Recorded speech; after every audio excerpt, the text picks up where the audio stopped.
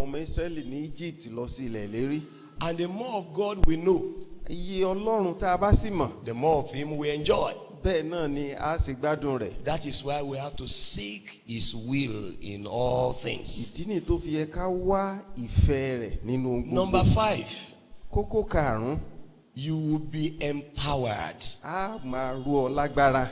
When we know the will of God Tá a bá mọ ìfẹ́ Ọlọ́run, and we settle for it, tá a sì fara mọ́, there shall be divine empowerment. ìsìrónilágbára ti ẹ̀mí yóò wà. Verse 11, being Ẹsẹ̀ strengthened kọkànlá. with all power according to his glorious might, so that you may have great endurance and patience. Kí a fi ipá gbogbo sọ yín di alágbára gẹ́gẹ́ bí agbára ògo rẹ̀ sínú sùúrù àti ìpamọ́ra gbogbo pẹ̀lú ayọ̀. And lastly, Ní ìparí, because there is going to be great success by divine empowerment, torí pé àṣeyọrí ńlá yóò ṣẹlẹ̀ nítorí ìrónilágbára láti there will be ọ̀run, reason to thank God. ìdí láti máa dúpẹ́ yóò wá wà.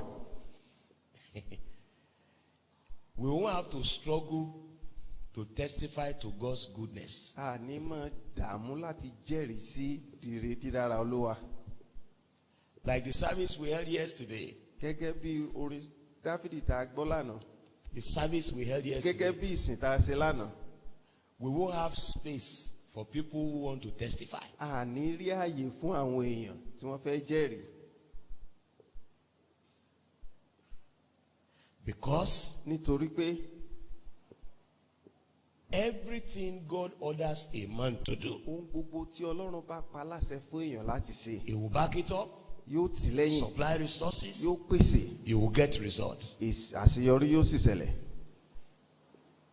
Through that, you'll be a blessing to some people, Láti pàṣẹ rẹ̀ yóò di alábùkún pẹ̀lú fún àwọn ẹlòmíràn. and you yourself will be blessed. Ẹni yẹn gan yóò di alábùkún fún. That's just it. Bó ṣe rí nìyẹn. The Yoruba people, in their wisdom, say, "Ẹmọ tó bá ti lópò, kò ní ṣe eré sá." Àwọn Yorùbá will say a rat that has a part.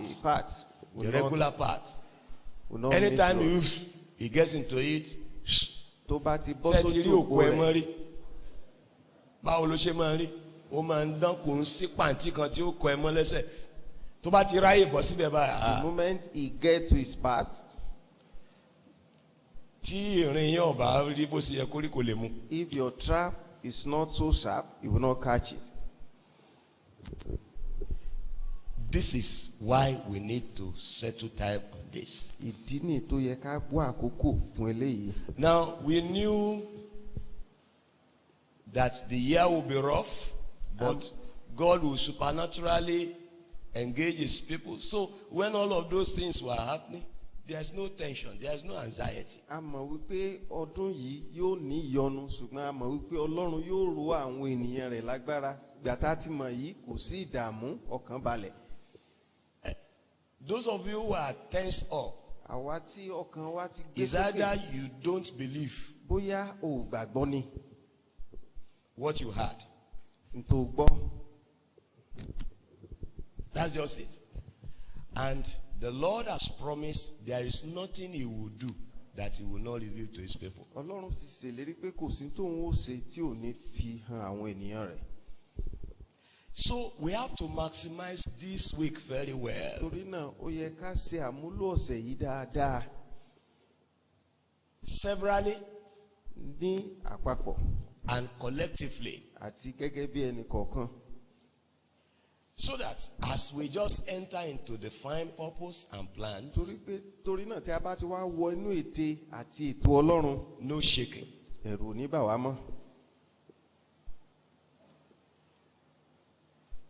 You will have confidence. Ó wà ní ìgboyà, You will have your peace. ó ní àlàáfíà rẹ̀. You will dream fruitfulness. Ó máa láàlá ìsèso lọ́pọ̀lọpọ̀. Anytime you lie down, you just be seeing things that are positive. Gbogbo ìgbà tó bá dùbúlẹ̀, ohun rere ló máa rí. If the devil now rises, Tí èṣù bá wá dìde, it is God that is going to handle him. Ọlọ́run fúnra rẹ̀ ni ó yanjú ẹ̀. We will look at the promise that shows us that now. But the first issue I'm trying to make you to see, that you must see. Ohun àkọ́kọ́ tí mo fẹ́ ká rí tí mo sì fi hàn yín. You are not the owner of your life. Ìwọ kọ́ ló ní ayé rẹ. Whether you are a believer or you are unbeliever. Bóyá onígbàgbọ́ ni ọ́ ni o tàbí. If you are an unbeliever, by creation, God created you. Nípa bó o jẹ́ aláìgbàgbọ́ nípa oore ọ̀fẹ́ Ọlọ́run ló dá ẹ. But the moment you have given your life to Jesus, ṣùgbọ́n ní kété tó o ti fayé rẹ fún Jésù, you belong to God. o jẹ́ ti Ọlọ́run. You don't have your own set plans and set purpose again. O ní ètò tiẹ̀ àti tó fẹ́ ṣe fúnra rẹ mọ́. But this is where we have problems. Ibi tí ìyọnu wá wà gan ni. Several of us do have our own set plans and set purposes. Ọ̀pọ̀lọpọ̀ wa la tún ní ètò àti àwọn nǹkan tá a ti ní lọ́kàn láti ṣe. Do you know that, okay, we have told you that when we were talking about giving, managing wealth, that the fact that you carry money in your pocket is not a license for you to use it anyhow. Ǹjẹ́ mọ̀ gan pé torí pé owó wà lápò rẹ, o ní ìwọ ló ní o lè ná bó ṣe wù ọ́. Even if your thought is good. Tó bá tiẹ̀ jẹ́ pé èrò rẹ dáa gan. You remember David who wanted to build a temple? Did you remember him? Ẹ rántí Dáfídì tó fẹ́ kọ́ tẹ́ḿpìlì, ṣé ẹ rántí rẹ̀? Was he planning to do evil? Ṣé ibi ló ń palẹ̀ mọ́ láti ṣe ni? He had the resources, he has the influence, he has everything. Ó ní ọrọ̀, ó ní gbogbo, ó mọ̀yàn, ó ní ohun gbogbo. But God said no. Ṣùgbọ́n Ọlọ́run ní rárá. It is your son Ọmọ rẹ that has been designated to do that. láti yàn láti ṣe eléyìí.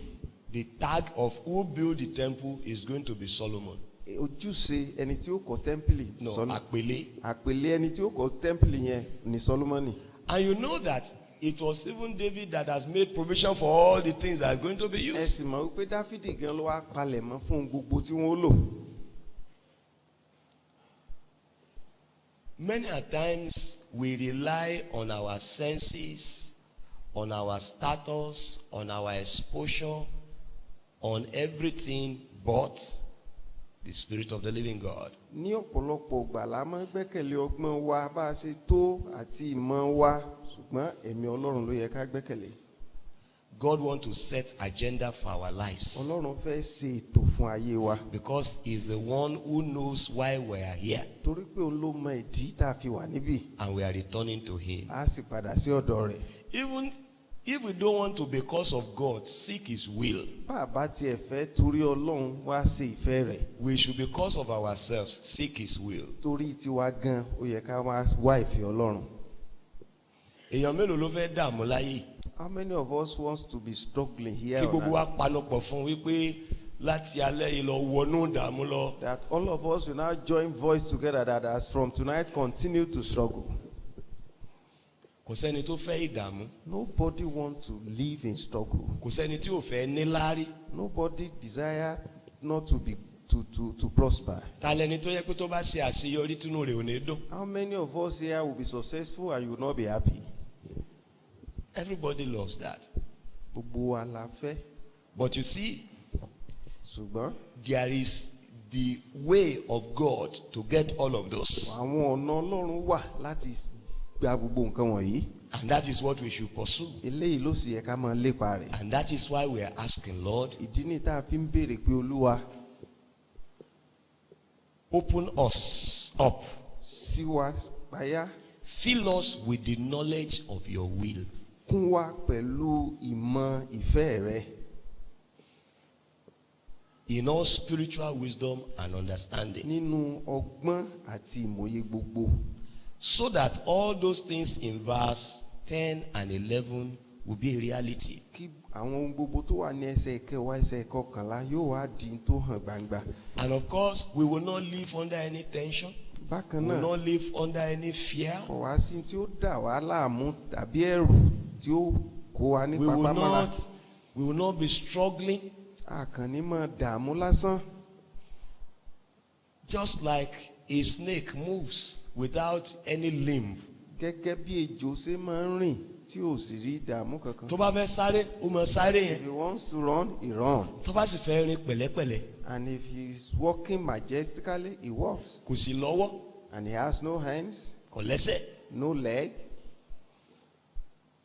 The eagle in the sky, they fly with ease. Ẹyẹ idì lórí òfurufú wọ́n ń fò pẹ̀lú ìrọ̀rùn ni.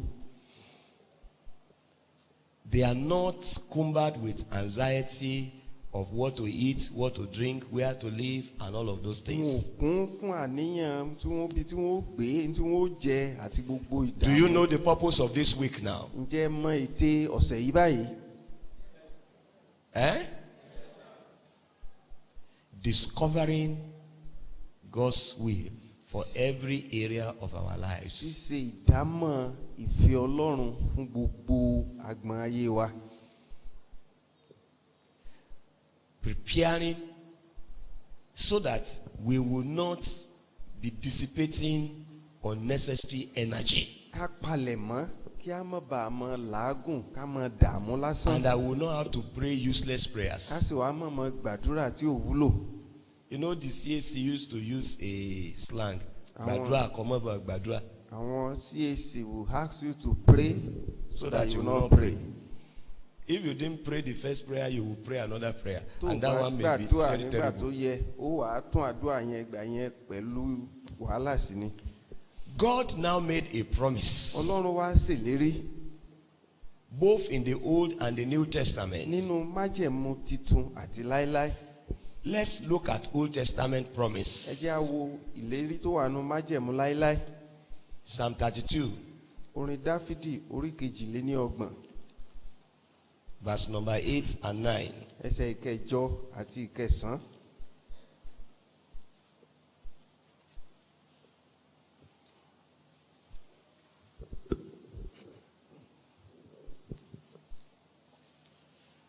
You see the promise? I will instruct you and teach you in the way you should go.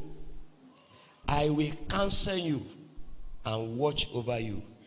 Do not be like the horse or the mule, which have no understanding, but must be controlled by bit and bridle, or they will not come to you. Èmi ó fi ẹsẹ̀ rẹ lé ọ̀nà, èmi ó sì kọ́ ọ ní ọ̀nà tí ìwọ rìn. Èmi ó fi ojú mi tọ́ ọ, kí ẹ̀yin kí ó má ṣe dàbí ẹṣin tàbí ìbákà tí kò ní iyè nínú, ẹnu ẹni tí a kò lè ṣàì fi ìjánu bọ̀, kí wọn kí ó má bàa súnmọ́ ọ. I will instruct you. Èmi ó fi ẹsẹ̀ rẹ lé ọ̀nà. After I've instructed, I will teach you. Èmi ó sì kọ́ ọ. In the process, if you are confused or you get to a junction that you don't know whether to turn left or right, I will counsel you. Pé nígbà tó bá wá ń ṣe léyìí tó ń sì ń lọ, bóyá wá dojúrú kò yé ọ mọ́, èmi ó sì máa tọ́ ọ.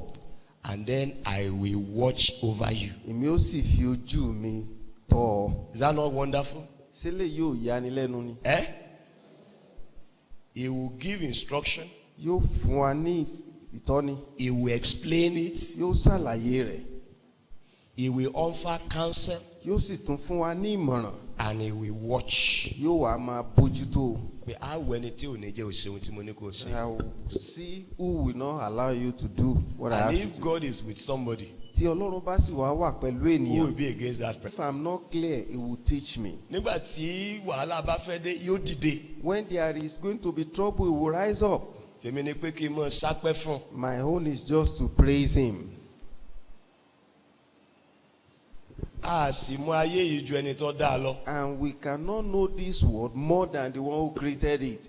A sì fẹ́ràn ara wa tó Ọlọ́run Olódùmarè. And we can even not love ourselves more than God. Kójọ́ mọ́ tì mí, kójọ́ mọ́ tì mí, kójọ́ mọ́ tì So mí. that I will not be put to shame. I will not be put to Òun shame. la fi ṣe gbogbo àwọn wàhálà yẹn. That's why we embark on these struggles.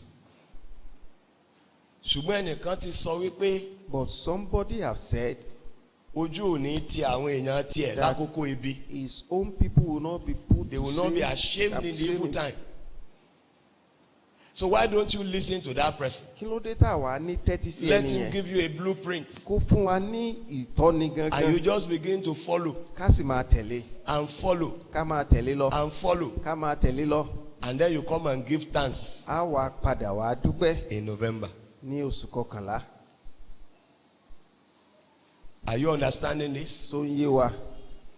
And in the New Testament, nínú májẹ̀mú titun, when Jesus was about to go, nígbà tí Jésù fẹ́ lọ, he spoke about the Holy Spirit. ó sọ̀rọ̀ nípa ẹ̀mí mímọ́. He said he will teach you all Ó ní things. yóò kọ́ yín ní ohun gbogbo. John 14. Jòhánù orí 14. Are you with me? Set. But the Counselor, the Holy Spirit, whom the Father will send in my name, will teach you all things and will remind you everything I've said to you. Ṣùgbọ́n olùtùnú náà, ẹ̀mí mímọ́ ẹni tí bàbá yóò rán ní orúkọ mi, òun ni yóò kọ́ yín ní ohun gbogbo, yóò sì rán yín létí ohun gbogbo tí mo ti sọ fún yín. In Romans chapter 8 verse 14. Ìwé Róòmù orí 8 ẹsẹ̀ Romans 14. chapter 8 verse 14. Róòmù orí 8 ẹsẹ̀ 14.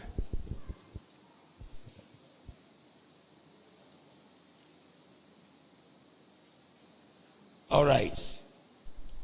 Are you there? What did you see? Those who are led by the Spirit of God, they are the sons of God. Nítorí iye àwọn tí í ṣe amọ̀nà tí à ń ṣe amọ̀nà fún láti ọ̀dọ̀ ẹ̀mí Ọlọ́run wá, àwọn ní í ṣe ọmọ Ọlọ́run. So, provision for divine leadership. Ìtọ́ni fún ìdarí. And we are told that every promise of God is yea and amen. A sì mọ̀ wípé gbogbo ìlérí Ọlọ́run bẹ́ẹ̀ ni ló sì jẹ́.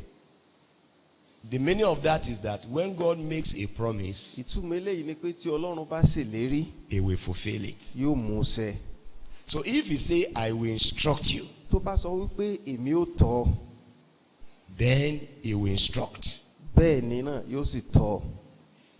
If he says he's going to teach, Tó bá ní òun ó kọ́, he will teach. yóò kọ́ náà ni. If he says he's going to counsel, Tó bá ní òun ó dá ọ nímọ̀ràn, he will counsel. yóò dá ọ nímọ̀ràn náà ni. If he says he's going to watch over, Tó bá ní òun ó bójútó, he will watch over. yóò bójútó.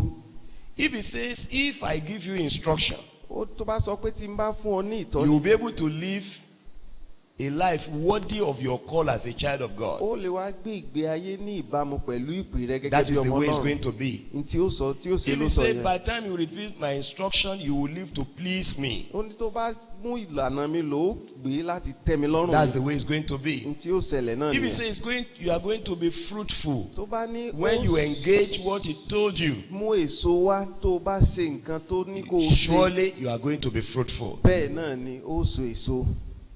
So we can rely on him. Torí náà a lè gbẹ́kẹ̀ We wálé, can hold on to his a promise. lè di ìlérí rẹ̀ mú. Now, if anybody did not receive any instruction from God, Tí ẹnikẹ́ni ò bá wá gba ìtọ́ni kankan láti ọ̀dọ̀ Ọlọ́run, the problem cannot be from God, ìyọnu yẹn ò lè ti ọ̀dọ̀ kì í ṣe ọ̀dọ̀ Ọlọ́run ló ti wá. because he's faithful to his promise. Torí pé ó jẹ́ olótìtọ́ sí ìlérí rẹ̀. And several characters in the Bible have received the guidance of the Lord, Àwọn àpẹẹrẹ tó pọ̀ nù Bíbélì ni wọ́n sì ti gba ìtọ́ni láti and they ọ̀dọ̀ have Ọlọ́run. received results. Wọ́n sì ti rí èsì. And several of us too, Àwọn ọ̀pọ̀lọpọ̀ wa náà, we will have testimonies of how God guided us, a ti ní ẹ̀rí bí Ọlọ́run ṣe tọ́ wa, and we got results. tá a sì rí èsì.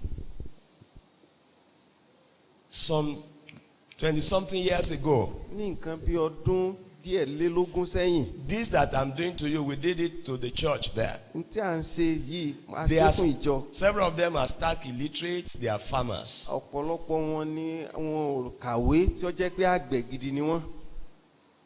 This brother has always been listening, Arákùnrin yìí òun máa ń tẹ́tí. and the Lord spoke to him. Olúwa wa bá a sọ̀rọ̀. He should, of all he's going to plant, maize should be in larger proportion. Pé lórí gbogbo nǹkan tó gbìn, àgbàdo ni kó jí ó pọ̀ jù. And he obeyed as usual. Ó sì gbọ́ràn bí tí máa ń ṣe tẹ́lẹ̀. At first harvest, you know they always cut maize here when it is still green here. Ní èso àkọ́kọ́ tó kọ́kọ́ ya He àgbàdo ní made tútù. 55,000. You know 55,000 Ó pa almost at 27 years ẹgbẹ̀rún ago. márùnléníàádọ́ta bí ogún ọdún sẹ́yìn ni ó kọ́kọ́ pa. Because of the first set of harvest of maize. Torí àgbàdo tútù tó ya Why? lọ́jà. Because God told him this is what to do. Torí pé Ọlọ́run sọ fún un pé n tó ń fẹ́ kó o ṣe ni. They are so used to it that Even their women, if they have fried their gari and they have to go to market, they watch and listen to the Lord when will they go. Ó ti mọ́ wọn láàdé bíi pé àwọn obìnrin wọn gan tí wọ́n bá yan gàrí wọ́n ó tẹ́tí sọ́lọ́run pé ìjọ́ wo ni ká kó lọ́jà. No, those time of Abiola crisis and all of those things, they always listen.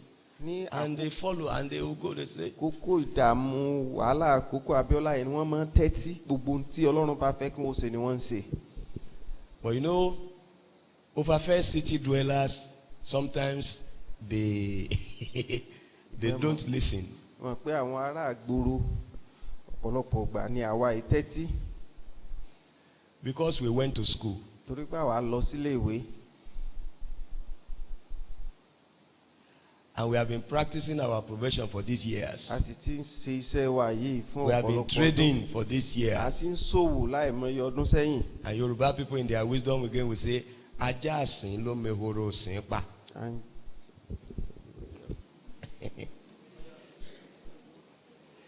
So you have to be current, you have to be abreast with time. Ó yẹ ká ní ìlóye ká sì mọ tí Ọlọ́run fẹ́ ká ṣe. So this is the foundation of what is to happen this week. Ìpìlẹ̀ tí ó ṣẹlẹ̀ lọ́sẹ̀ yìí. We are just to introduce you to what to pray. A darí yín sí tí ẹ gbàdúrà. But on your own, ṣùgbọ́n ní àdáwà ti yín, you keep on praying. Ẹ wá tẹ̀síwájú láti máa gbàdúrà. And I'm sure God is going to lead you. Mo sì gbàgbọ́ pé Ọlọ́run ó darí yín. God is going to guide you. Olúwa ó tọ́ yín. Let me throw just one to you. Ẹ jẹ́ n sọ ẹyọ kan fún yín. How many of you in a time like this last year you pray and God spoke to you and you went into it and you are able to thank God? Let me see your hand up. Ẹ̀yin mélòó ló jẹ́ pé nírú àkókò báyìí Olúwa bá yín sọ̀rọ̀ ẹ sì gbé ìgbésẹ̀ ẹ sì lè dúpẹ́ lọ́wọ́ rẹ̀ ẹ gbọ́wọ́ yín sókè. Lift up your hand. Ẹ gbé sókè.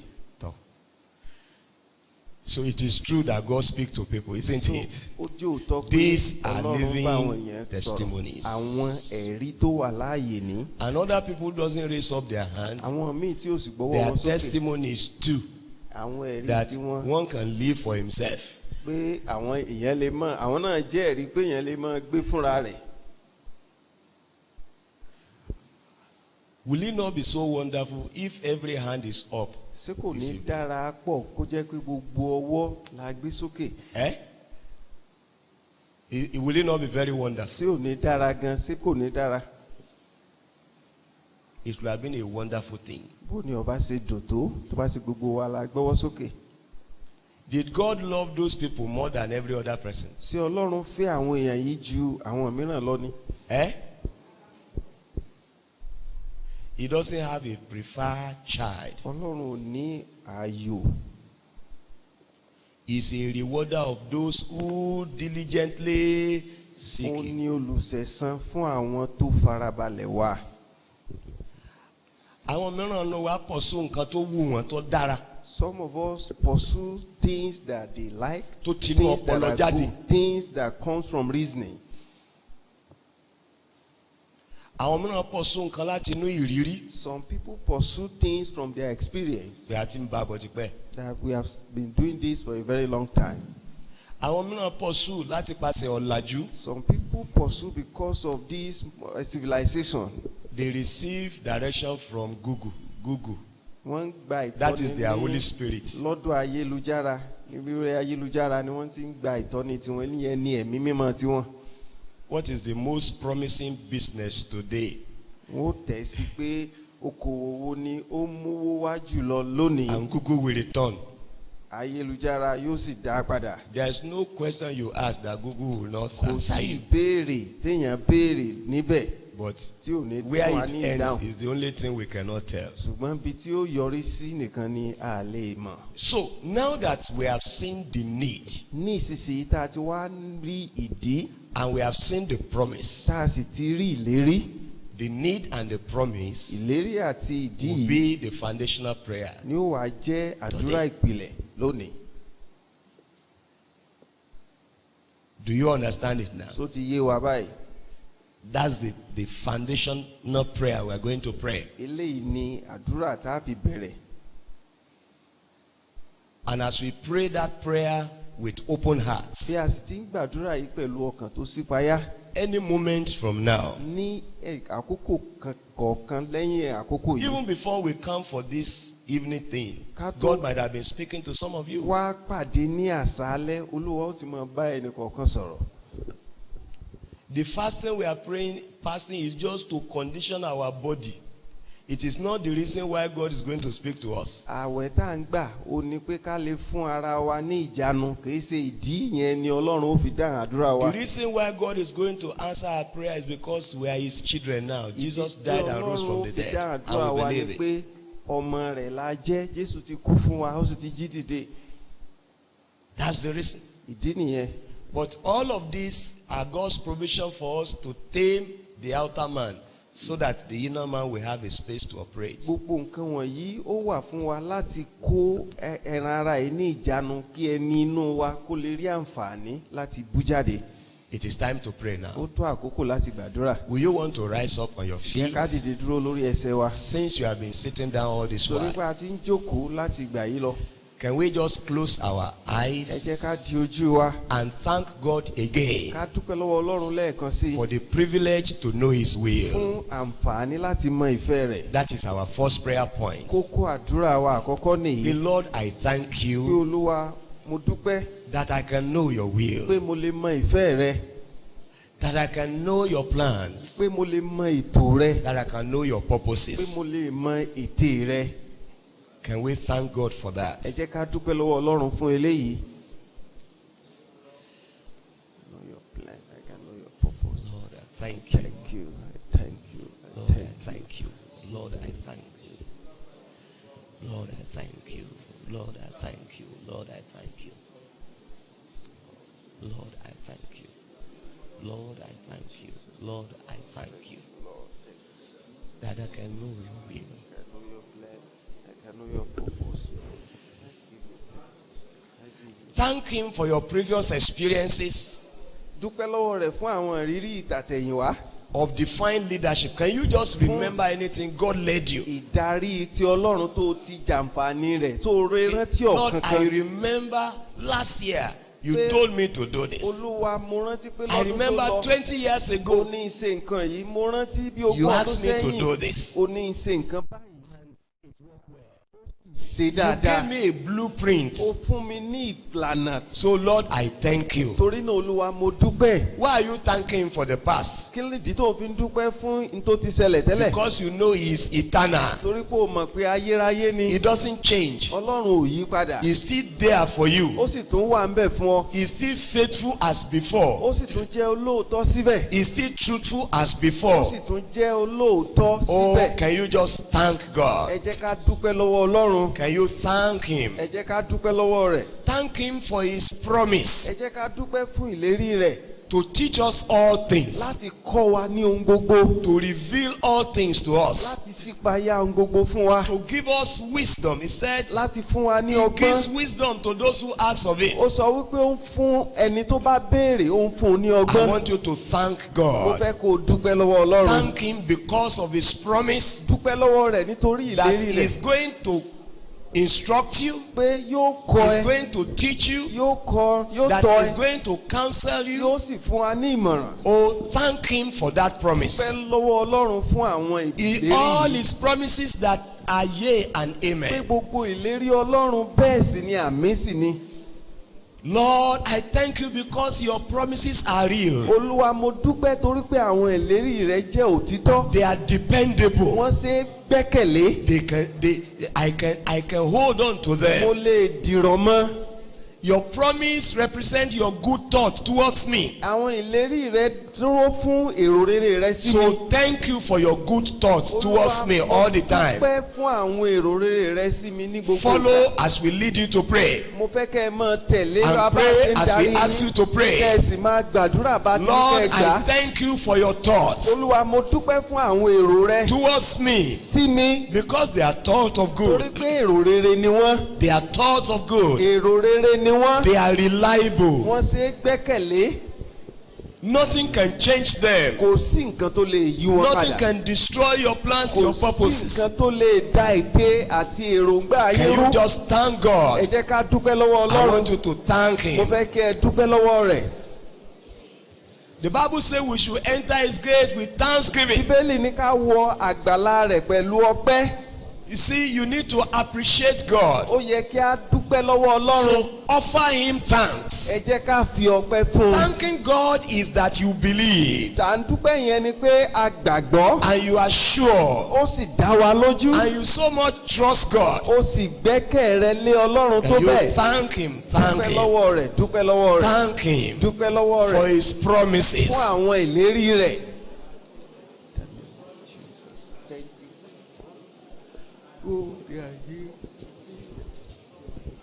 Put it off. Thank you for promises of divine guidance, of leading and counseling. Lord, thank you, Jesus. I believe your word that right. Thank you. I want you to present yourself to God. Mo fẹ́ kí o fi ara rẹ lé Ọlọ́run Say, lọ́wọ́. Father, I'm here. Pé Olúwa èmi ní o. And I've set this week apart Mo sì ti ya ọ̀sẹ̀ yìí sọ́tọ̀ to discover your plans, láti ṣe àwárí to ète rẹ, discover your purposes, láti mọ to èròǹgbà rẹ, discover your thoughts, láti mọ èrò ọkàn to rẹ, seek your instructions. láti gba ìtọ́ni rẹ. I want you to present yourself to Mo God. fẹ́ kí o fi ara rẹ lé Olúwa lọ́wọ́. He is a rewarder of those who diligently seek Ó Him. ní olùsẹ̀san fún àwọn tó farabalẹ̀ wá. Do you desire His will? So fẹ́ ìfẹ́ Do rẹ̀. you desire His plans? So fẹ́ ètò rẹ̀. Do you desire that He should give you a blueprint? So fẹ́ kó fún ọ ní ojú òpó. If that is your desire, Tó bá jẹ́ pé ìfi ọkàn tiẹ̀ ní. affirm Him before Him. Fìdí rẹ̀ múlẹ̀ Say, fún. Father, I am here. Pé Olúwa mo wà ń bì. Do you know what you are saying? So mọ̀túmọ̀ tó ń sọ. You are saying, Lord, I cannot go this journey by Ó myself. ń sọ pé Olúwa mi ò lè rìnrìn àjò fúnra mi I ni. know I belong to you. Mo mọ̀ pé tiẹ̀ ni mo jẹ́. I know you have a purpose set for me. Mo mọ̀ pé o ní ète fún mi. I am to live to pursue your glory. Ó yẹ kí n máa gbé láti mú ògo rẹ wá ni. So, Father, I accept your sovereignty over my soul. Torí náà Olúwa mo gba ìjẹ́ Olúwa rẹ lórí ọkàn mi. I accept your lordship over my Mo soul. gba ìjẹ́ Olúwa rẹ lórí ọkàn mi. I affirm that it is in you I live, I move, I have my Mo being. fìdí rẹ̀ múlẹ̀ pé nínú rẹ ni mò ń gbé ni mo wà ni mo Father, sì wà I am láàyè. here. Olúwa mo wà ń bì. I am here. Èmi ní. I have set this week apart. Mo ti ya ọ̀sẹ̀ sọ́tọ̀. Not just to go on hunger strike, Kìí ṣe pé mo kàn ń febi para mi. but to acknowledge that your way is the way. Ṣùgbọ́n ká ń fìdí rẹ̀ múlẹ̀ pé ọ̀nà rẹ ọ̀nà ni. That my way is not your way. Pé ọ̀nà tèmi ẹ ṣe My tiẹ̀. thought is not your Èrò thought. tèmi kìí ṣe èrò And rẹ. there's a way that seems right before me. Àwọn ọ̀nà kan sì wà tó dára lójú ènìyàn. It tends to destruction. Ó darí sí I ìdààmú ni. know I'm not a Ìparun. candidate of destruction Mo in mọ̀ pé Christ. èmi kìí ṣe èrò ìparun nínú Kristi. So, Father, Torí náà bàbá, I'm set for you. mo ti ṣetán fún ọ. I release my soul, my spirit, and body to Mo you. jọ̀wọ́ ara ọkàn àti ẹ̀mí mi fún ọ. I want you to speak to me. Mo fẹ́ kí o bá mi sọ̀rọ̀. I'm ready to listen to you. Mo fẹ́ láti tẹ́tí sí I'm ọ. ready to take your counsel. Mo fẹ́ láti gba ìtọ́ni rẹ. Father, here am I. Bàbá àwa èmi nìyí. Here am I, Lord. Èmi nìyí Olúwa. I consecrate myself to you. Mo yára mi sọ́tọ̀ fún ọ. I disconnect myself from my senses. Mo yára mi kúrò nínú èrò mi. I Ronú disconnect mi. myself from my past Mo experience. yọ ara mi kúrò nínú ìrírí mi àtijọ́. My exposure, my intelligence. Ìlóye mi àti ìmọ̀ mi. I disconnect myself. Mo yára mi kúrò nínú rẹ̀. You are always doing something new. Ó máa ń ṣe ohun titun. So, Father, I avail myself. Torí náà bàbá mo yọ̀ǹda ara mi. Whatsoever you want to tell me. Fún ohun gbogbo tó o fẹ́ sọ mi tó o fẹ́ bá mi sọ. Are you praying that prayer Tó now? ń gbàdúrà yìí. Are you making yourself available to Tó ń Him? yọ̀ǹda ara rẹ fún. Are you consecrating yourself to His purpose? Tó ń ya ara rẹ sọ́tọ̀ fún ète rẹ̀. Are you consecrating yourself to His plans? Tó ń yọ ara rẹ sọ́tọ̀ fún ìlànà rẹ̀. The blueprints of his blueprint for your life. Ojú òpó rẹ̀ fún ayé rẹ. Are you saying it is your plan or no plan at all? Sọ pé Olúwa ètò rẹ nìkan ni Your tàbí kò sí purpose or nǹkan no míì. purpose at all? Ìlànà rẹ tàbí kò sí nǹkan míì Your mọ́. cancer or no cancer at all? Ìtọ́ni rẹ nìkan ni tàbí mi ò gba tẹlòmíràn. This week, Lord, I'm saying Olúwa lọ́sẹ̀ yìí mò ń sọ there is pé no other plan anywhere kò sí ètò kankan mọ́ níbi other than you. ju ti ìwọ Ọlọ́run lọ. So, Father, Torí náà bàbá, this is my expectation. eléyìí ni ìrètí mi. I consecrate myself Mo to you. ya ara mi sọ́tọ̀ fún ọ. I consecrate myself to Mo you. ya ara mi sọ́tọ̀ fún ọ. I consecrate myself to you. Mo ya ara mi sọ́tọ̀ fún ìwọ Ọlọ́run. Lord, Olúwa, Lord, Olúwa, I don't want to lead myself. mi ò fẹ́ darí ara mi. I don't want to guide myself. Mo ò fẹ́ tọ́ ara mi I fúnra don't mi. want to teach Mo ò myself. fẹ́ máa kọ́ ara mi fúnra mi. Lord, I'm willing. Olúwa, mo fẹ́. That's our next prayer. Àdúrà wa tó kàn nìyẹn. Lord, I'm willing Olúwa, mo fẹ́. that you speak to me. Pé kí o bá mi sọ̀rọ̀. Lord, I'm willing Olúwa, mo fẹ́. that you instruct Kí me. o tọ́ mi. The emphasis is on willingness now. Ìtẹnumọ́ yìí ni yìí pé mo ṣe tán. Lord, I'm willing. Pé Olúwa, mo fẹ́. You are saying I desire it. Pé èmi Olúwa, mo fẹ́. I want it, oh God. Olúwa, mo fẹ́ kó rí bẹ́ẹ̀.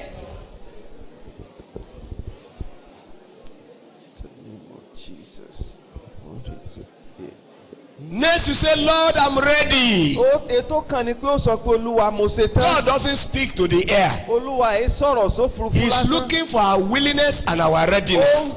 Ó fẹ́ pé sáà ṣe tán ni àbá wà So Father, lárọ̀ọ́wọ́tó. I'm ready Pé Olúwa, mo ṣe tán. for your blueprint for my Fún life. ojú òpó rẹ fún ayé mi. I'm ready Mo ṣe tán Olúwa. and I'm standing in proxy for my family. Mo sì dúró fún ìdílé mi My gan. wife, my husband, my children. Ìyàwó mi, ọkọ mi àti àwọn Lord, we ọmọ are mi. willing, we are ready. Olúwa ṣe tán a sì fẹ́. We don't want to live a wasted life. A kàn fẹ́ máa gbé ìgbé ayé tó We tí ò don't want to nítumọ̀. live a life of A disappointment. fẹ́ máa gbé ìgbé ayé tó kún fún ìjákulẹ̀. A life that will not end in thanksgiving. Ìgbé ayé tí ò ní yọrí sí ìdúpẹ́. A life that will not showcase the glory of God. Ìgbé ayé tí ò ní fi ògo Ọlọ́run hàn. So have your own way, Lord, now. Olúwa, gba That is your next ìṣàkóso prayer ayé point. mi. Gba àdúrà wa tó Have kàn thy mí. own way, Lord. Olúwa, jẹ́ kí ìfẹ́ rẹ ó ṣẹ. Reveal your counsel. Sípayá ìfẹ́ rẹ. Take me over. Olúwa, gbà mí pátápátá. Take my life over. Gba ìgbé ayé mi pátápátá. Take over everything about me. Gba ohun gbogbo tí í ṣe tèmi tán pátápátá. Take everything over about me. Olúwa, gbà mí pátápátá. You are the owner of my life. Ìwọ ni ẹni ayé mi. You are my father. Ìwọ ni bàbá mi. And a father guide, a father exhort. Bàbá sì ń tọ́ ni, bàbá máa ń gbani níyànjú. Jesus, Lord, guide me.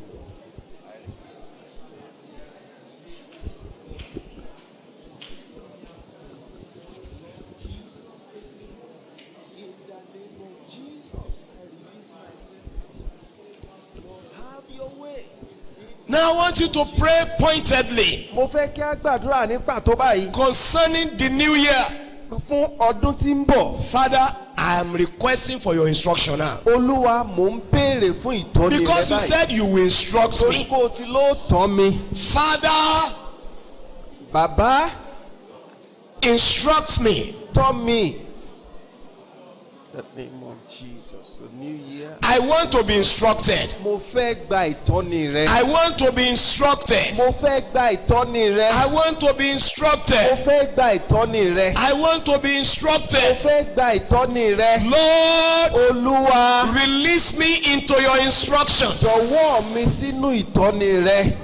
Release me into your instructions. Jọ̀wọ́ mi sínú ìtọ́ni rẹ.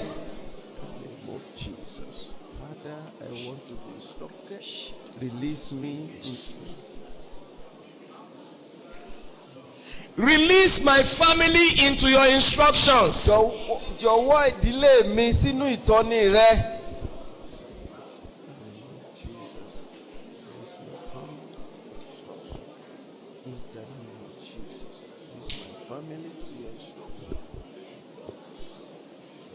Lord, release me into your instructions. You said you will instruct me the way I will go. Oh, Father, release me into your instruction. In the mighty name of Jesus. Release me into your instruction. In the name of Jesus. In every area of my life. In my marriage, in my career, in my ministry. Lord, my soul awaits your instruction. In the name of Jesus. Tell God that your soul awaits his instruction. Bá Olúwa sọ̀rọ̀ pé ọkàn rẹ pòǹgbẹ fún ìtọ́ni rẹ̀. In your walk with him. Nínú ìbárìn rẹ pẹ̀lú rẹ̀. In your career. Lẹ́nu iṣẹ́ rẹ. In your marriage. Nínú ìdílé rẹ. Father, release me into instruction. Olúwa jọ̀wọ́ mi sí ìtọ́ni rẹ. I know your instructions are correct. Mo mọ̀ pé ìtọ́ni rẹ nìkan ló pé. So, Father, torí náà bàbá. release me into your instructions. Jọ̀wọ́ mi sínú ìtọ́ni rẹ. You said you will instruct me. O ní ó kọ́ mi. So, Father, I hold on to your word. Torí náà bàbá, mo dìrọ̀ mọ́ ọ̀rọ̀ rẹ. I hold on to your word. Mo dìrọ̀ mọ́ ọ̀rọ̀ rẹ. Release me into your instructions. Jọ̀wọ́ mi sínú ìtọ́ni rẹ. Release me into your instructions. Jọ̀wọ́ mi sínú ìtọ́ni rẹ.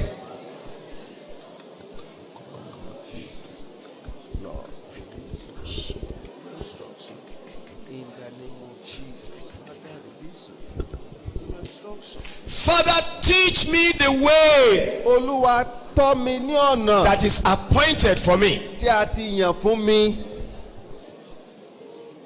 Release me into your direction. Jọ̀wọ́ mi sínú ìtọ́ni rẹ.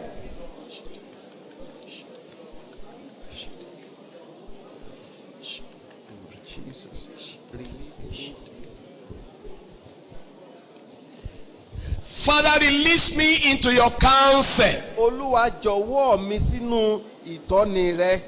Òye rẹ. Òye rẹ.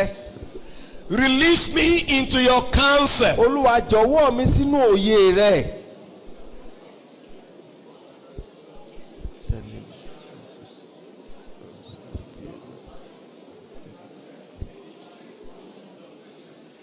Release my family to your counsel and release this assembly into your counsel. Jọ̀wọ́ ìdílé mi sínú òye rẹ. Jọ̀wọ́ ìjọ yìí sínú òye rẹ.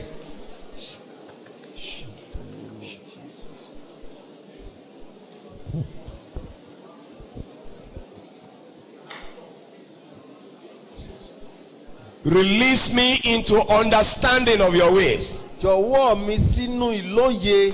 Grant me the capacity to comprehend your instructions. Fún mi ní okun láti lè mọ ọ̀nà rẹ. To comprehend your teachings. Láti lè ní ìlóye ẹ̀kọ́ rẹ. Your directions, Lord, grant me the capacity to understand. Àwọn ọ̀nà rẹ, Olúwa, fún mi ní okun láti lè mọ̀.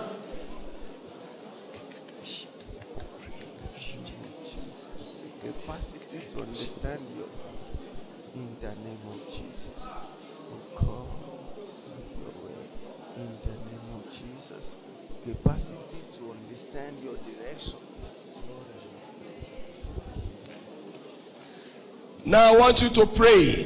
Father, I permit you to block every other instruction, every other counsel, every other teaching that is not from you. A sọ pé kí Olúwa kó dí gbogbo àwọn ìtọ́ni, àwọn ẹ̀kọ́, àwọn ìlànà mìíràn tí èsè láti ọ̀dọ̀ rẹ̀, kí Olúwa kó má gbà wọ́n láyè.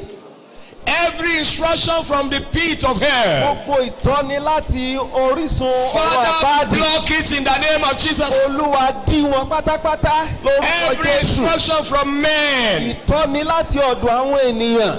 Father, block it in the name of Jesus. Olúwa dí wọn lórúkọ Jésù. Every instruction from experience. Ìtọ́ni láti ọ̀dọ̀ ìrírí tí mo ti ní. From intellect. Láti ọgbọ́n orí mi. I will negate your own instruction. Tí ó tako ìtọ́ni ti ìwọ Ọlọ́run. Father, I permit you to block them all. Olúwa, mo yọ̀ǹda pé kó o dí wọn pátápátá. Jesus, every other instruction I permit you to block.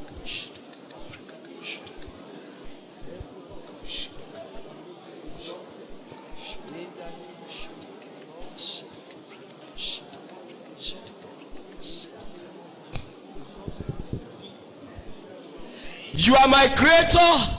You are my redeemer. Ìwọ ni ẹlẹ́dàá mi. Let nobody take your space in my life. Má ṣe jẹ́ kí ẹnikẹ́ni kó gba ipò rẹ nínú ayé mi. Let nobody take your space in my life. Olúwa má ṣe jẹ́ kí ẹnikẹ́ni kó gba ipò rẹ nínú ayé mi. Father, I permit you to block every intrusion. Olúwa mo gbọ́ láyè láti dí gbogbo àwọn aláyọjúràn. Every intrusion. Àwọn ni aláyọjúràn. Whatsoever way they want to manifest. Gbogbo ọ̀nà tí wọ́n ti fẹ́ farahàn. Whatsoever time they will want to manifest. Àkókò tí wọ́n bá fẹ́ farahàn. Lord, arise on my behalf. Olúwa dìde ní ìhà tèmi. You have the final say in my life. Wọ́n ní ọ̀rọ̀ tó gbẹ̀yìn lórí ayé mi. You are the sovereign ruler of my soul. Ìwọ ni olùdarí pátápátá gbogbogbò lórí ọkàn mi. You are the sovereign ruler of my spirit. Ìwọ ni olùdarí ẹ̀mí mi. I have dedicated my life to you. Mo ti yára mi sọ́tọ̀ fún ọ. You bought me with a Ó ti price. rà mí ní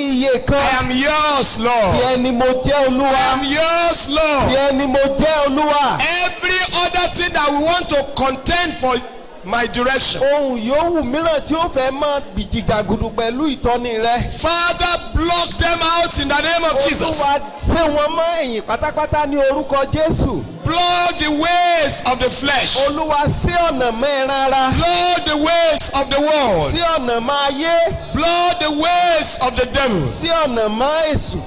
Block the ways of situations and Sí circumstances. ọ̀nà mọ́ gbogbo àwọn ìlàkọjá tí mo lè máa yí mi ká.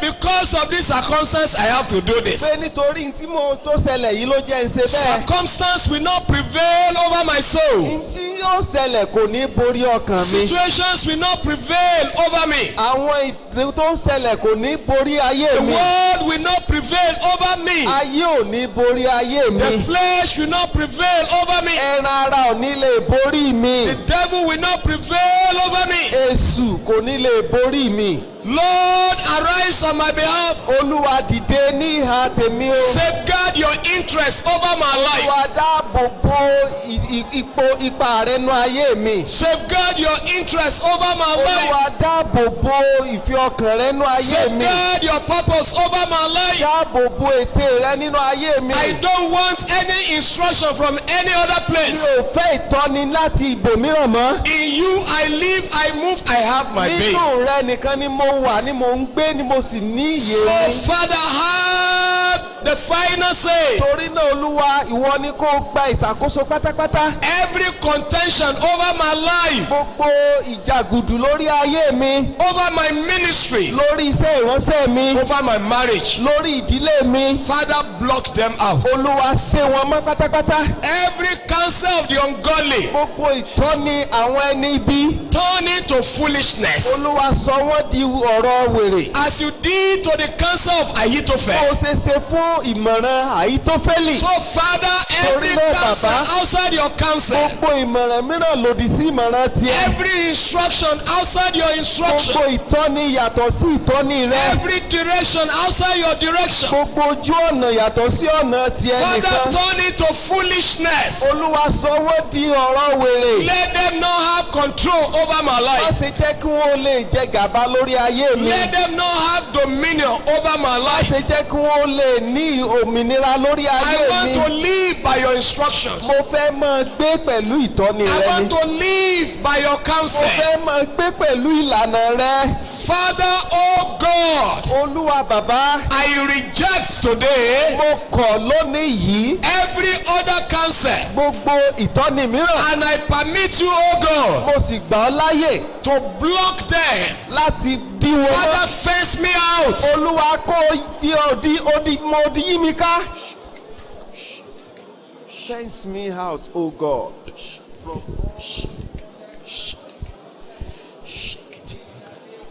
Ori krepo shekatalaba. Le maroko sondokobo. Eremo sodekebo.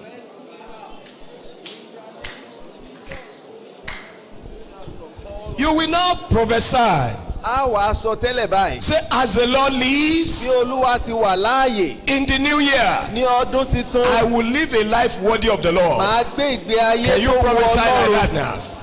In the new year, as the Lord lives, As the Lord lives, live a in the life name worthy of the Jesus Lord. Bí Christ, Olúwa ti wà I will láàyè. live a life worthy of the Lord. Jésù máa gbé ìgbé ayé tó wù I will Ọlọ́run. live a life worthy of the Lord. Màá gbé ìgbé ayé tó wù I will Ọlọ́run. live a life worthy of the Lord. Màá gbé ìgbé ayé tó wù Ọlọ́run.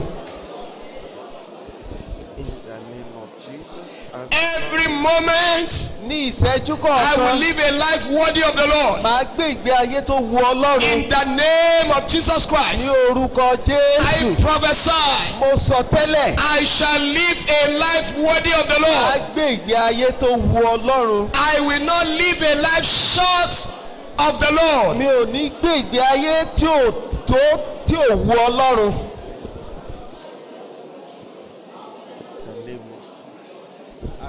I want you to prophesy Mo fẹ́ kí a sọ tẹ́lẹ̀. in the name of Jesus Christ. Ní orúkọ Jésù As Kristi. the Lord lives, Bí Olúwa ti wà I láàyè. will please the Lord in every way. Màá tẹ́ Ọlọ́run lọ́rùn ní gbogbo ọ̀nà. Nothing will make me to fall short Kò sí ohun kankan tí ó mú kí n of kùnà living to please the Lord. láti gbé láti tẹ́ Ọlọ́run lọ́rùn. I establish it Mo fìdí rẹ̀ múlẹ̀. and I decree it Mo sì kéde rẹ̀. in the name of Jesus Ní Christ. orúkọ Jésù I will Kristi. live to please the Lord. Màá gbé láti tẹ́ Ọlọ́run lọ́rùn. I will live to please the Lord. Màá gbé láti tẹ́ Ọlọ́run lọ́rùn. Under every situation, Kò ní sí ohun kankan under every circumstance, lábẹ́ ohun gbogbo. I will live to please the Lord. Màá gbé láti tẹ́ Ọlọ́run lọ́rùn ni. Nothing will shortchange me. Kò sí nǹkan kan tí ó mú mi kùnà.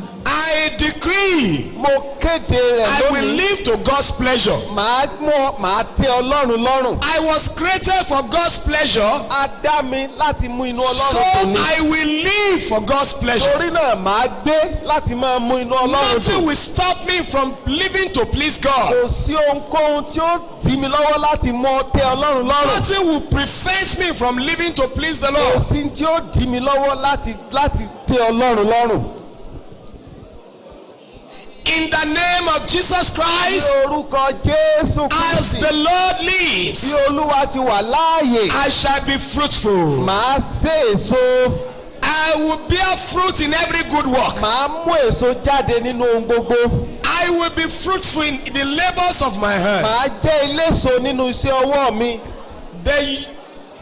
The instruction of the Lord Ìtọ́ni Ọlọ́run will provoke fruitfulness. yóò ru èso I jáde. shall be fruitful Màá mú èso jáde in all good works. nínú iṣẹ́ rere gbogbo. I will bring fruits that will bring glory to God. Màá sì so èso tí ó mú ògo wá The fún Bible Ọlọ́run. says, in this my Father is glorified, Bíbélì ní nínú èyí ni à ń yin bàbá mi lógo. that I bear more fruit. Pé kí n mú èso kí n I so shall èso. be fruitful, Màá so èso. and my fruit shall abide. Èso mi yóò sì wà títí. My fruit shall abide. Èso mi yóò dúró.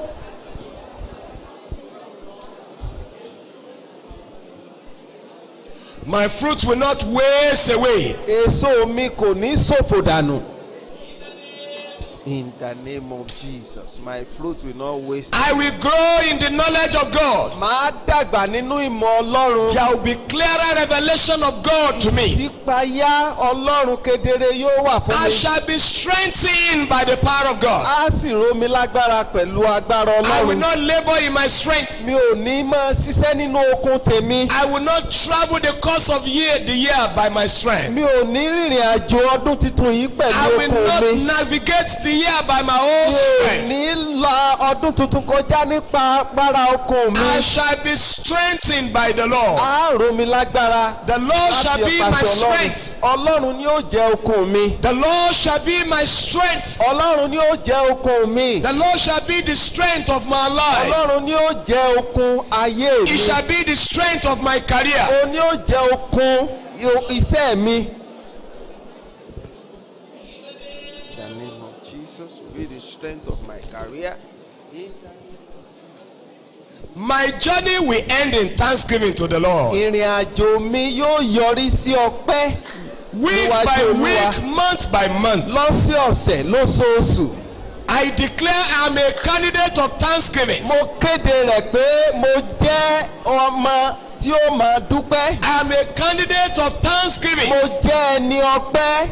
I am a candidate of thanksgiving. mo ti jẹ́ ẹni ọpẹ́ o. I am a candidate of mo thanksgiving. ti jẹ́ ẹni ọpẹ́. In the name of Jesus, I decree I am a candidate of thanksgiving. In the name of Jesus. I am a candidate of thanksgiving. In the name of Jesus.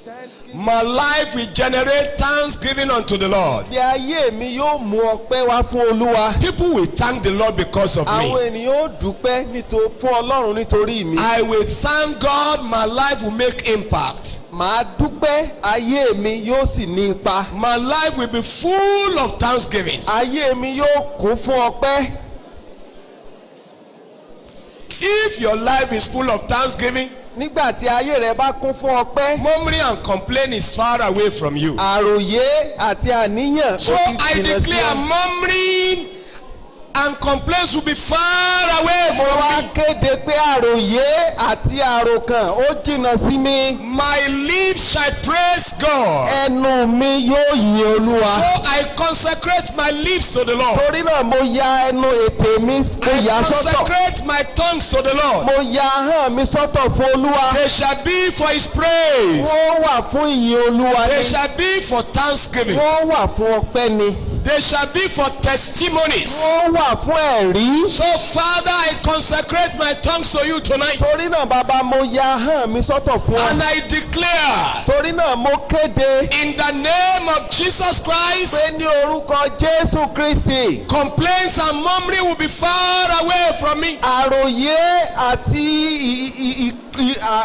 àwáwí ó ti jìnnà sí Failure mi. and disappointment will be far away from me. Ìjákulẹ̀ àti ojútì ó ti jìnnà sí mi. I will be a living proof of God's goodness. Màá jẹ́ ẹlẹ́rìí tó wà láàyè, ẹlẹ́rìí dídára Olúwa. My tongue shall bring forth praise of God. Ahọ́n mi yóò mú ìyìn Olúwa jáde. Thanksgivings unto the Lord. Ọpẹ́ sí Olúwa. And even people shall thank God because of me. Àwọn èèyàn ó máa dúpẹ́ gan nítorí tèmi. Lord, I declare, Olúwa mo kéde rẹ̀. as I go through the year 2021, Bí mo ti ń lọ ní ọdún 2021, multitude will thank God because of me. ogunlọ́gọ̀ ni ó dúpẹ́ nítorí tèmi. Multitude will thank you because of me. Àwọn ogunlọ́gọ̀ ni ó máa dúpẹ́ lọ́wọ́ rẹ nítorí There shall be tèmi. shout of thanksgivings to you because of me. Ìhó ọpẹ́ yóò pọ̀ nítorí tèmi. Shout of thanksgiving shall abound because of me. Ìró ọpẹ́ yóò pọ̀ nítorí mi. My life will show forth, you will showcase your praise. Ayé mi yóò fi ìyìn rẹ hàn. The name of Jesus. Ayé mi yóò fi ìyìn rẹ hàn. Finally, you are going to pray. Ní ìparí, a ó gbàdúrà. As we continue, Bí a ti ń tẹ̀síwájú, Lord, Olúwa help me by your spirit ràn mí lọ́wọ́ nípa ẹ̀mí rẹ to catch the slightest impulse, láti lè mọ ìmọ̀lára to tó be kéré jù, sensitive, láti ní ìmọ̀lára high level sensitivity ìmọ̀lára tó ga to the jùlọ slightest impulse of your spirit. sí ìfọ̀hùn kẹ́lẹ́kẹ́lẹ́ ti ẹ̀mí mímọ́. Lord, package me. Olúwa ṣe mí yẹ. Lord, package me. Olúwa ṣe mí yẹ. Father, package me Olúwa ṣe mí yẹ. that I will not miss your instructions. Pé mi ò ní pàdánù I will ìtọ́ni not rẹ. miss your counsel. Mi ò ní pàdánù I will ìlànà not rẹ. miss the blueprint for my Mi ò life, ní pàdánù ojú òpó mi the tó fẹ́ là. blueprint for my family, Àwọn ohun ẹlẹ́kùnrẹ́rẹ́ the àlàyé tó ní blueprint for fún my mi. career, my ministry. Àlàyé lẹ́kùnrẹ́rẹ́ fún ìdílé mi, fún iṣẹ́ ìránṣẹ́ And àti as a iṣẹ́ church, we will òkòwò not mi. miss your blueprint. Àti gẹ́gẹ́ bí ìjọ, àwọn àlàyé rẹ, ìtọ́ni rẹ, àní pàdánù rẹ̀. The name of Jesus. Will not miss your blueprint. In the name of Jesus Christ. In the name of Jesus, Lord.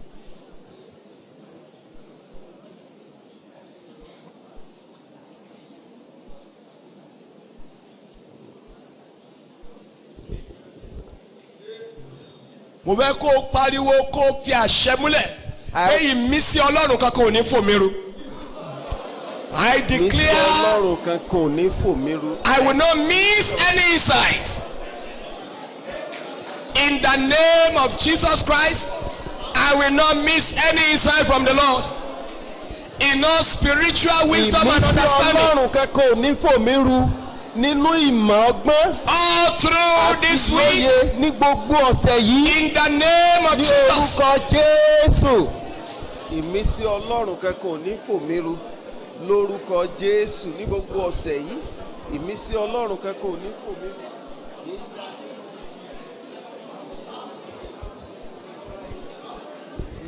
I will not miss insights. I will not miss instructions from the Lord.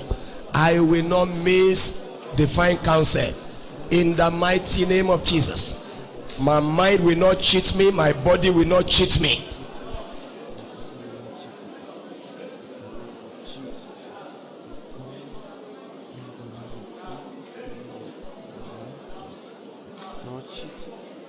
I will not miss out on God's instructions. I decree.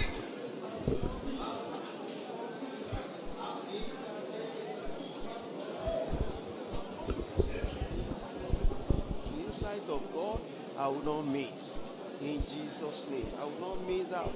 In the name of Jesus Christ, I will not miss it. I will not miss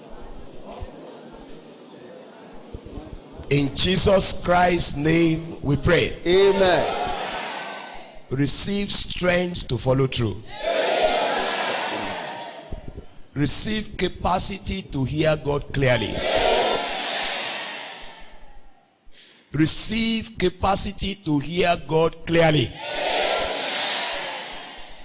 Receive peace in your soul. Calmness of your spirits. In the mighty name of Jesus. I prophesy into your lives, you will not miss the blueprint of God for your life, for your marriage, for your career. As the Lord has promised, you shall be instructed. You shall be taught by the Lord. You shall be counseled by the Lord. And the hand of the Lord will bring fulfillment. You will live worthy of the Lord. You will live to please the Lord. You will bear fruit in all good works. You shall be strengthened from above. Your lives will provoke thanksgivings to God. The happenings of your life will provoke thanksgivings. You will be thanksgiving personified. The shout of thanksgiving will arise from multitude on your behalf. Men shall celebrate God because of you. In the mighty name of Jesus. By the word of the Lord, I come against every strange voices. Voice of reason, voice of the flesh, voice of the world, voice of the devil, voices of situations and circumstances. They will not prevail over you.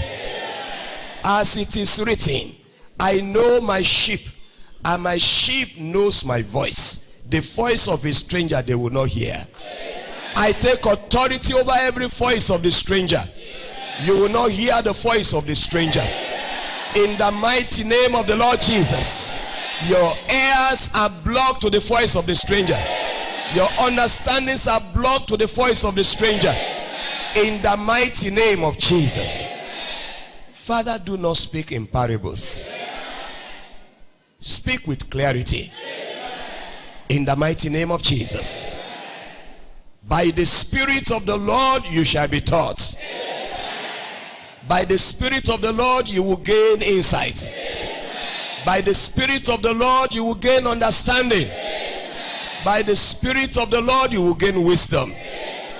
By the Spirit of the Lord you will live a life worthy of the Lord.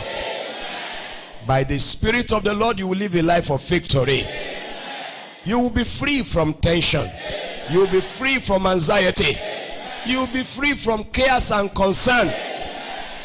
In the midst of the day, the Lord will speak to you. In the midst of the noon, the Lord will speak to you. In the midst of the night, the Lord will speak to you. In the mighty name of Jesus.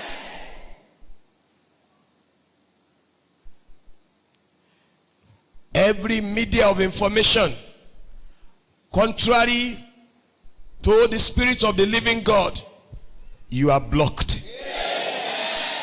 As a church, we will hear God correctly. As a church, we will understand God correctly. We shall be led by the Spirit of the living God. In the mighty name of Jesus. As you go, the presence of the Lord abides with you still. Lord, I come against all manners of ungodly assignments, ungodly visitors, ungodly appointments that might distract, that might prevent anyone here from hearing expressly from the Lord. In the mighty name of Jesus. I come against every stubbornness of the hearts, every pride of life. Lord, let every heart be clothed with humility. For it is written, you oppose the proud, but you give grace to the humble. Qualify us with your humility, that we'll be able to hear from you expressly. Load us with your humility, Lord. Let no one switch to his own way. In the mighty name of Jesus. Settle us down. Thank you, Father. Blessed be your holy name. Hallelujah. For in Jesus Christ's name we pray. Amen. And now the